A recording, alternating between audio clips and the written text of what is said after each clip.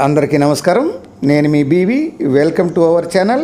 పశ్చిమ ప్రకాశంలోని నల్లమర ఫారెస్ట్ ఏరియాలో గత 3 రోజులుగా వర్షాలు బాగా కురవడంతో అక్కడ ఉన్నటువంటి జంపలేరు, గుండ్లకమ్మ, సరిలేరు నదులు ఉధృతంగా ప్రవహిస్తున్నాయి. ఆ దృశ్యాలను ప్రస్తుతం ఈ వీడియో ద్వారా చూపిస్తున్నాను.